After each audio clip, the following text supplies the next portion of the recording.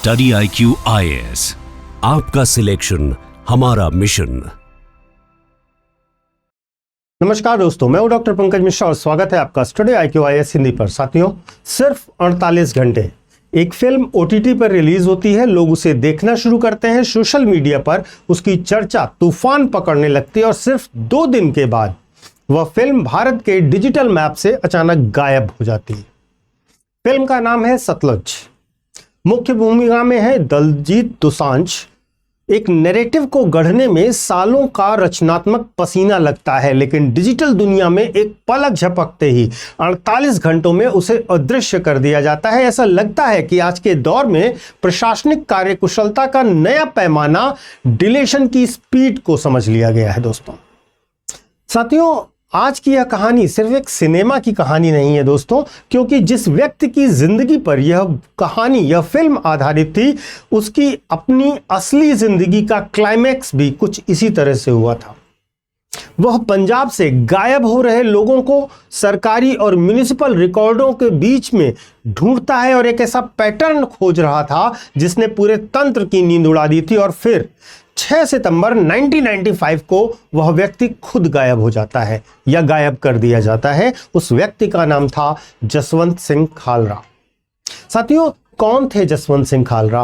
उन्होंने फाइलों के भीतर ऐसा कौन सा सच देख लिया जिसे छुपाने की कोशिश की गई? 1980 और 1990 के दशक में पंजाब के उस दौर का पूरा सच क्या था? और सबसे बड़ा सवाल, 3 साल के लंबे विवाद और सेंसर बोर्ड की कैचियों से बचकर रिलीज हुई सतलज सिर्फ 2 दिन के भीतर भारत में अनअवेलेबल क्यों हो गई? आज का यह वीडियो सिर्फ एक फिल्म का रिव्यू नहीं है। आज हम विश्लेषण करेंगे आतंकवाद का, राज्य की असीमित शक्ति का और मानवाधिकारों का, और सबसे बेहद गंभीर सवाल जो हर जीवंत लोकतंत्र में खुद से पूछा जाना चाहिए, क्या राष्ट्रीय सुरक्षा के नाम पर लोकतंत्र की मूल मर्यादाओं को लांघा जा सकता है? तो आइए आज इस मामले की पूरी क्रोनोलॉजी का डीप डाउन एनालिसिस करते हैं। दोस्तों सबसे पहले आज के करंट कंट्रोवर्सी की क्रोनोलॉजी को समझिए। 3 जुलाई 2026 को फिल्म सतलज रिलीज होती है OTT प्लेटफॉर्म G5 पर, लेकिन इसके ठीक 2 दिन के बाद भारतीय दर्शकों के लिए यह स्क्रीन से गायब हो जाती है।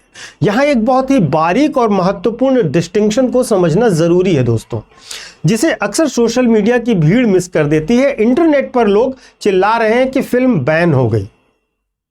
हमें एक सोची समझी रणनीतिक वापसी और आधिकारिक प्रतिबंध के बीच में भ्रमित नहीं होना चाहिए। सोशल मीडिया का आक्रोश सीधे साधे शब्दों को पसंद करता है, लेकिन नीति और भू राजनीति हमेशा ग्रे जोन में काम किया करती है। दोस्तों ऑफिशियली भारत सरकार की तरफ से ऐसा कोई पब्लिक आदेश जारी नहीं हुआ है जिसमें इस फिल्म को औपचारिक रूप से प्रतिबंधित किया गया हो।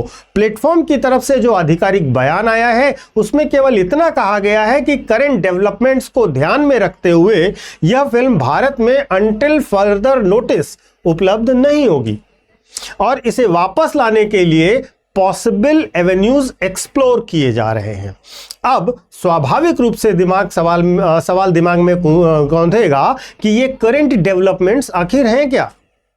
क्या कोई लीगल नोटिस आया है या फिर कोई रेगुलेटरी प्रेशर है या पर्दे के पीछे कोई और कहानी चल रही है? इस पर एक रहस्यमयी चुप्पी है दोस्तों, और यही अस्पष्टता इस विवाद को और ज्यादा हवा दे रही है। तो दोस्तों सतलज का विवाद कोई 2 दिन पुराना विवाद नहीं है।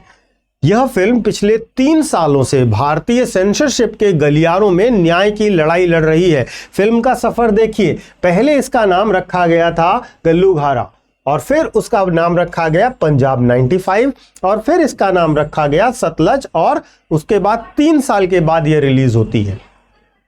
अब सवाल यह है कि एक फिल्म अपने वजूद के लिए 3 नाम क्यों बदलती है? दरअसल गल्लूघारा शब्द जो है वो सिख इतिहास में अत्यंत संवेदनशील और ऐतिहासिक महत्व रखता है। यह शब्द सीधे तौर पर उस दौर की याद दिलाता है जब सिख समुदाय को बड़े पैमाने पर जनहानि और नरसंहार का सामना करना पड़ा था। जब यह film film board of certification के पास गई, CBFC के पास गई, तो सोशल मीडिया रिपोर्ट्स के मुताबिक बोर्ड ने इसमें भारी संख्या में कट्स और बदलावों की मांग की।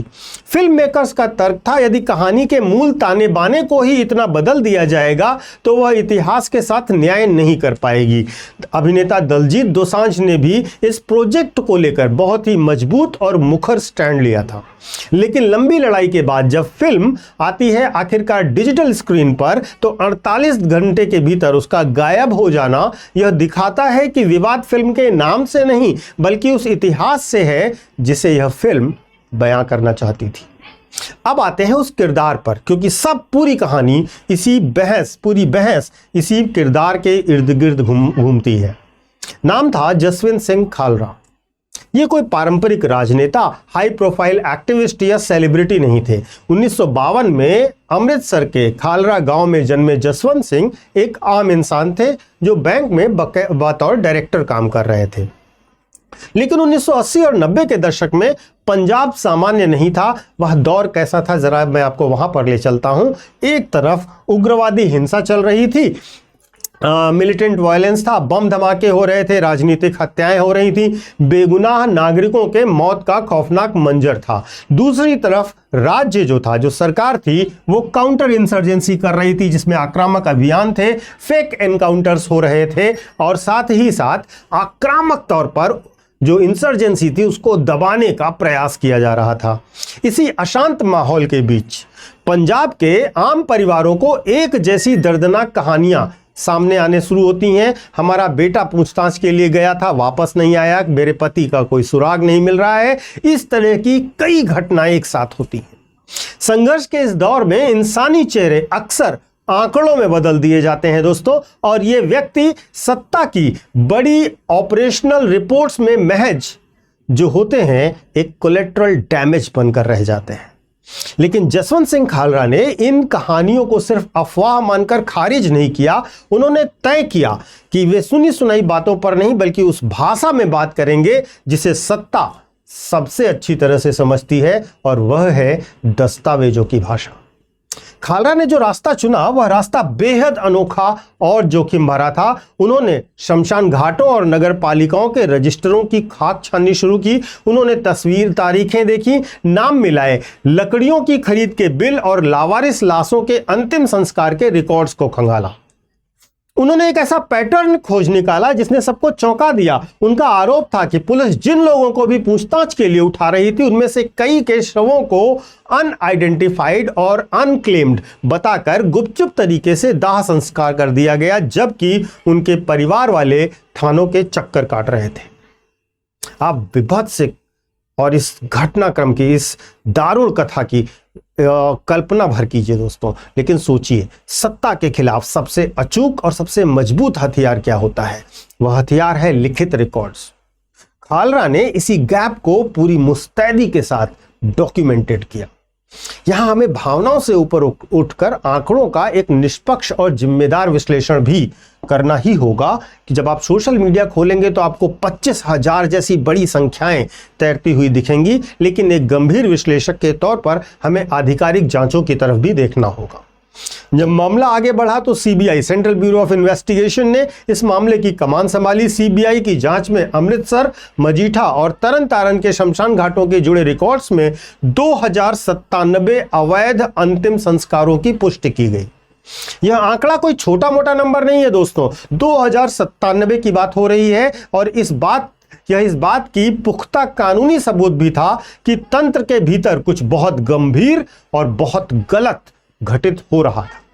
हालांकि खालरा का दावा इससे कहीं बहुत बड़ा था। उनका मानना था कि अगर सिर्फ 3 सब डिवीजन में यह स्थिति है तो पूरे पंजाब का असल आंकड़ा अगर आप निकालेंगे तो वह बहुत भयावह होगा। दोस्तों, यहां इतिहास के दोनों पन्नों को एक साथ सामने रखना, आमने सामने रखना बेहद जरूरी है, वरना हमारा विश्लेषण अधूरा रह जाएगा। देखिए, 2 कड़वी सच्चाइयां समझिएगा। एक, पहला कि आतंकवाद तो वहां पे था और वह वास्तविक था, जिसमें निर्दोष नागरिक मारे गए थे, पुलिस अफसरों की हत्याएं हुई थी, राजनीतिक हिंसा और हत्याएं भी चरम पर थी। लेकिन दूसरा सवाल भी उतना ही वास्तविक है और वह मानवाधिकार का है, जहां पर फेक एनकाउंटर्स हो रहे थे, इलीगल डिटेंशन हो रहे थे और सीक्रेट क्रिमेशंस हो रहे थे। गुपचुप लोगों के शव जलाए और दबाए जा रहे थे। सुरक्षा बलों के इस ऑपरेशन ने पंजाब में शांति तो बहाल की, लेकिन उस शांति की जो कीमत चुकाई गई उसने लोकतांत्रिक संस्थाओं पर गहरे सवाल खड़े कर दिए। सवाल वही पुराना है, क्या एक असाधारण खतरे से निपटने के लिए उठाए गए असाधारण कदम कानून के शासन को पूरी तरह से नजरअंदाज कर सकते हैं, रूल ऑफ लॉ को नेग्लेक्ट कर सकते हैं क्या? जसवंत सिंह खालरा का सबसे बड़ा योगदान यही था कि उन्होंने अंतरराष्ट्रीय मंचों पर जाकर डेटा को सार्वजनिक कर दिया और इसके साथ साथ उन्हें लगातार धमकियां मिल रही थीं, लेकिन उन्होंने रुकने से इनकार कर दिया। उनका एक मशहूर कथन आज भी याद किया जाता है दोस्तों। उन्होंने कहा था, जब चारों तरफ घोर अंधेरा हो तो सूर्य के निकलने का इंतजार करने के बजाय हमें अपने हिस्से का एक दिया जला देना ही बहुत बड़ी बहादुरी होगी। और फिर उन्होंने वही काम किया। इसके बाद आती है वो काली तारीख 6 सितंबर 1995। जसवंत सिंह खालरा अपने घर के बाहर थे जब चश्मदीदों के मुताबिक उन्हें पंजाब पुलिस के जवानों द्वारा उठा लिया गया। उसके बाद वह कभी वापस नहीं लौटे। जो व्यक्ति गायब हो चुके लोगों की तलाश कर रहा था वह खुद इतिहास के पन्नों में गायब कर दिया गया। साथियों, लेकिन कहानी यहां दफन नहीं हुई। उनकी पत्नी परमजीत कौर खालरा ने हार नहीं मानी। उन्होंने व्यवस्था के खिलाफ एक लंबी और थका देने वाली कानूनी लड़ाई लड़ी। मामला देश की सर्वोच्च न्यायालय सुप्रीम कोर्ट तक पहुंचता है। सीबीआई जांच होती है और सालों बाद अदालत ने पंजाब पुलिस के कई अधिकारियों को दोषी भी पाया। अंततः 6 पुलिसकर्मियों को उम्र कैद की सजा सुनाई गई। यह भारत के न्यायिक इतिहास का सबसे महत्वपूर्ण मोड़ था, जब इसे एक बुनियादी लोकतांत्रिक सिद्धांत को स्थापित करने वाला भी माना जाता है कि वर्दी आपको कानून से ऊपर होने का लाइसेंस नहीं देती है। स्टेट पावर कितनी भी पावरफुल हो, वह भारत के संविधान के दायरे से बाहर जा ही नहीं सकती। माजरा इस पूरे मामले को अब हम जरा एक तरीके से परीक्षा के दृष्टिकोण से भी देख लेते हैं दोस्तों। पारंपरिक सिनेमा और ओटीटी प्लेटफॉर्म के रेगुलेशन को भी समझते हैं और इसमें एक बड़ा अंतर है वह भी समझते हैं। जहां थिएट्रिकल जो फिल्में होती हैं उन्हें सीबीएफसी के कड़े नियमों से गुजरना होता है, वहीं ओटीटी प्लेटफॉर्म मुख्य रूप से इंफॉर्मेशन टेक्नोलॉजी रूल्स 2021 के अंतर्गत काम करते हैं। उस फ्रेमवर्क के तहत कंटेंट का उम्र के हिसाब से वर्गीकरण किया जाता है। एक शिकायत निवारण तंत्र होता है और इसमें सरकार के पास आपातकालीन शक्तियां होती हैं। कंटेंट को ब्लॉक करने का भी अधिकार होता है। लेकिन सतलज विवाद जो है एक बड़ा पॉलिसी सवाल भी खड़ा कर रहा है दोस्तों। घटनाक्रम तो आपने देखा ही। अगर कोई फिल्म सालों तक विवाद के बाद रिलीज होती है और अचानक बिना किसी स्पष्ट सार्वजनिक आदेश के गायब हो जाती है तो पारदर्शिता और राइट टू इंफॉर्मेशन का क्या होता है? क्या दर्शकों को यह जानने का हक भी नहीं है कि कंटेंट को क्यों हटाया गया, जिस प्रकार साहब को गायब कर दिया गया उनको? महत्वपूर्ण रूप से क्या डिजिटल सेंसरशिप स्पष्ट नियमों से चलेगी या पर्दे के पीछे के अस्पष्ट डेवलपमेंट्स के साथ चलेगी? साथियों, जसवंत सिंह खालरा की उस गाथा को सिर्फ एक समुदाय या एक राज्य की कहानी के चश्मे से देखना उनकी विरासत को छोटा करना होगा। एक कहानी का जो वैश्विक संदेश है उसे भी समझिएगा। इस पूरे घटनाक्रम का वैश्विक संदेश समझिएगा। जब राज्य अत्यंत शक्तिशाली हो, जब आतंकवाद का खतरा भी बिल्कुल वास्तविक हो और जब समाज डर के साए में जी रहा हो, तब भी रिकॉर्ड्स और दस्तावेजों का महत्व खत्म नहीं होता। जवाबदेही का सिद्धांत कभी नहीं मरता। पंजाब ने उग्रवाद का एक बेहद खौफनाक दौर देखा है। हमारे सुरक्षा बलों ने सर्वोच्च बलिदान दिए हैं, बेगुनाह नागरिकों ने भी अपना खून बहाया है। लेकिन इस भारी उथल पुथल के बीच एक शख्स म्युनिसिपल रजिस्टर्स को लेकर अकेला बैठा था। वह तारीखें मिला रहा था, वह नामों की कड़ियों को जोड़ रहा था। उसने दुनिया को चिल्लाकर बताया कि हर अनआइडेंटिफाइड बॉडी के पीछे एक जीता जागता नाम भी होता है। उसके पीछे, हर नाम के पीछे एक रोता बिलखता परिवार होता है और हर परिवार को यह जानने का मौलिक अधिकार है कि उसके साथ, उसके अपने के साथ आखिरकार हुआ क्या था।